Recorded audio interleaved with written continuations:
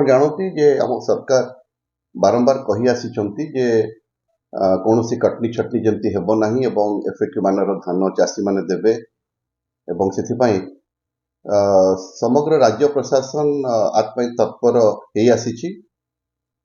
ସେଇ ଉଦ୍ଦେଶ୍ୟରେ ଆମେ ଭଦ୍ରକ ଜିଲ୍ଲା ପ୍ରଶାସନ ମଧ୍ୟ ତତ୍ପରତା ଦେଖେଇଛି ଯେ ଆମେ ସବୁବେଳେ ଯେମିତି ଚାଷୀମାନେ କୌଣସି କଟନି ଛଟନି ଶିକାର ନ ହେବେ ଏବଂ ସେଥିପାଇଁ ଆମେ ଅନେକ ଥର ମଧ୍ୟ ମିଲର୍ସ ମାନଙ୍କୁ ନେଇକରି सोसाइटी सेक्रेटरीज ମାନଙ୍କୁ ନେଇକରି ଆମର ମଣ୍ଡି ନୋଡାଲ ଅଫିସର୍ସ ଆମର ବ୍ଲକ ସ୍ତରୀୟ ଅଧିକାରୀ ମାନେ ତହସିଲ ସ୍ତରୀୟ ସମସ୍ତଙ୍କୁ ଆମେ ଯେଉଁମାନେ ଏଇ ପାର୍ଟି ପ୍ରୋକ୍ୟୁରମେଣ୍ଟ ଅପରେସନ ସହିତ ଜଡ଼ିତ ଆମେ ସମସ୍ତଙ୍କ ସହିତ ବିଭିନ୍ନ ପର୍ଯ୍ୟାୟରେ ମିଟିଂ କରିଛୁ, ସେନ୍ସିଟାଇଜ କରିଛୁ ଏବଂ ଚାଷୀମାନଙ୍କୁ ମଧ୍ୟ ଦୀର୍ଘ 1.5 ମାସ ଧରି ଆମେ ସେନ୍ସିଟାଇଜ କରିଛୁ ଯେ ଏଫଏକ୍ୟୁ ମାନ କ'ଣ, ଏଫଏକ୍ୟୁ ମାନର ଧାନ କାହିଁକି ଆପଣମାନେ ଆଣିବା ଦରକାର ଏବଂ ଏଫଏକ୍ୟୁ ମାନର ଧାନ ଆଣିଲେ ହଁ ବର୍ଷା ହେଇଛି, କ୍ଷତିଗ୍ରସ୍ତ ହେଇଛି, କିଛି କିଛି ଧାନ ଡିସକଲର ହେଇଛି, ବଟ୍ ଏମିତି ନାହିଁ ଯେ ଏଫଏକ୍ୟୁ ମାନର ଧାନ ବାହାରିବ ନାହିଁ। ତେଣୁ ସେଥିପାଇଁ ଆମକୁ ସରକାର ମଧ୍ୟ ଏଆଇ ବେସ୍ଡ ଗ୍ରେନ୍ ଆନାଲାଇଜର ଦେଇଛନ୍ତି, କ୍ୱାଲିଟି ଆନାଲିଷ୍ଟ ମାନେ ମଧ୍ୟ ପ୍ରତ୍ୟେକ 2-2ଟି ମଣ୍ଡି 3-3ଟି ମଣ୍ଡିକୁ ଗୋଟେ କ୍ୱାଲିଟି ଆନାଲାଇଜର୍ସ ମାନେ ମଧ୍ୟ ନିୟୋଜିତ ହେଇଛନ୍ତି।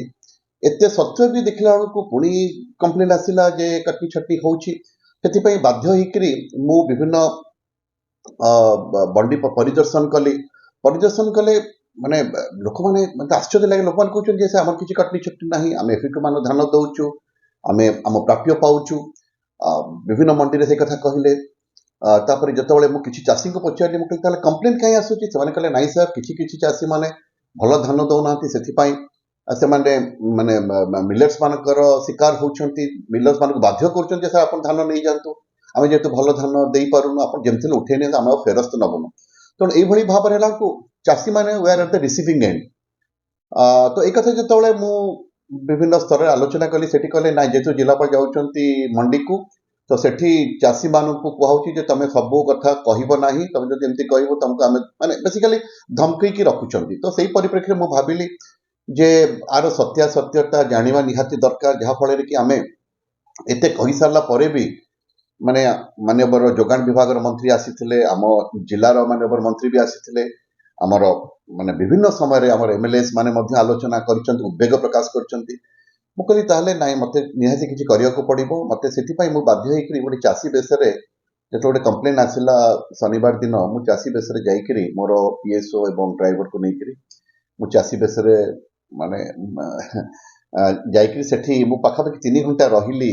ସେ ମଣ୍ଡିରେ ଧାନ କିଭଳି ଭାବରେ କିଣା ହେଉଛି, ଚାଷୀମାନଙ୍କ ସହିତ ମୁଁ ଇଣ୍ଟରାକ୍ଟ କରିଥାଏ। କେହି ମୋତେ ଭଗବାନଙ୍କ ଦୟାରୁ ମୋତେ କେହି ଜାଣିପାରୁନଥାନ୍ତି, ଯେହେତୁ ମୁଁ ମଧ୍ୟ ମାସ୍କ ଲଗେଇଥିଲି। ତେଣୁ ମୁଁ ସମଗ୍ର ପ୍ରକ୍ରିୟା ଦେଖିଲା ପରେ ମୁଁ ହୃଦବୋଧ ହେଲା ଯେ ନାଇଁ, ଯେଉଁ କମ୍ପ୍ଲେନ୍ ଆସୁଛି କିଛି କାଂଶରେ ନିଶ୍ଚିତ ଭାବରେ ସତ୍ୟତା ରହିଛି। ସେଥିପାଇଁ ମୁଁ ସେଦିନ ଫେରିଲା ପରେ ଇମିଡ଼ିଏଟଲି ମୁଁ ଏଆରସିଏସ୍କୁ ଡାକିକିରି ସେଇ ମଣ୍ଡିର ପାର୍ଟି ପ୍ରୋକ୍ୟୁରମେଣ୍ଟ ଅଫିସର୍ସ ଏଗେନଷ୍ଟରେ ଆମେ ମଧ୍ୟ ଗୋଟେ ଶୋକଜ ମାଗିଛୁ, ସେ ତାର ଆଜି ଉତ୍ତର ଦେବେ। ତେଣୁ ଏଇ ମେସେଜଟା ମୁଁ ଦେବାକୁ ଚାହୁଁଥିଲି ଯେ ଚାଷୀମାନଙ୍କ ପାଇଁ ସରକାର ରହିଛି, ଜିଲ୍ଲା ପ୍ରଶାସନ ଚାଷୀମାନଙ୍କ ସହିତ ଅଛି ଏବଂ ମୁଁ ଆପଣମାନଙ୍କ ଚ୍ୟାନେଲ ଜରିଆରେ ମଧ୍ୟ କହିବାକୁ ଚାହୁଁଛି ଯେ ଚାଷୀମାନଙ୍କୁ ମୋର ନିବେଦନ ମଧ୍ୟ ରହିବ ଯେ ଆପଣମାନେ ଦୟାକରି ଏଫଏକ୍ୟୁ ମାନର ଧାନ ଆଣନ୍ତୁ। କୌଣସି ଜାଗାରେ ଯଦି କଟନି ଛଟନିର ଶିକାର ଆପଣ ହେଉଛନ୍ତି, ନିଶ୍ଚିତ ଭାବରେ ଆମକୁ ଜଣାନ୍ତୁ ଏବଂ ଆପଣ କେବେ ବି ଭାବିବେନି ଯେ ଟୋକେନ୍ ଆପଣଙ୍କ ଲାପ୍ସ କରିଯାଉଛି, କାରଣ ସରକାର ଜିଲ୍ଲାପାଳମାନଙ୍କୁ 15 ଦିନ ଏକ୍ସଟ୍ରା ମଧ୍ୟ ସମୟ ଦେଇଛନ୍ତି। ତା ବାଦ ଯଦି କିଛି ଅସୁବିଧା ବି ହେବ ବି ସରକାର ନିଶ୍ଚିତ ଭାବରେ ତା ଉପରେ ବିଚାର ବିମର୍ଶ କରିବେ। ତେଣୁ କୌଣସି ହାଲତରେ ଚାଷୀ ଡରି ନ ଯାଆନ୍ତୁ, ତାଙ୍କର ଧାନ କିଣା ହେବ ହିଁ ହେବ, ଟୋକେନ୍ ଲାପ୍ସ କରିବାକୁ ଆମେ ଦେବୁ ନାହିଁ।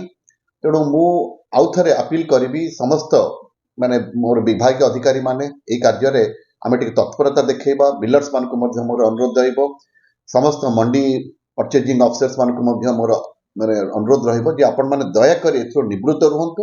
ଆଉ ଯଦି ନିବୃତ୍ତ ନ ରହିବେ ତାହେଲେ ଆଗାମୀ ଦିନରେ ମଧ୍ୟ ଏଇଭଳି ଭାବରେ କୋଉଠିକି ସବୁବେଳେ ଯେ ଜିଲ୍ଲାପାଳ ବି ମାନେ ନାହିଁ, କୌଣସି ଜାଗାରେ କି ଛଦ୍ମବେଶ ଯାଇକି କୌଣସି ଜାଗାରେ ଆମରି ମଣ୍ଡି ରିଲେଟେଡ୍ ଅଫିସିଆଲ୍ସ ମାନେ ଛଦ୍ମବେଶରେ ଯାଇକିରି ସେମାନେ ସ୍ଥିତି ପରଖିବେ, ଗ୍ରାଉଣ୍ଡ ରିଏଲିଟି ଜାଣିବେ ଏବଂ ଆମେ ବାଧ୍ୟ ହେଇକି ତାଙ୍କ ଏଗେନ୍ଷ୍ଟ ଆକ୍ସନ ନେବୁ।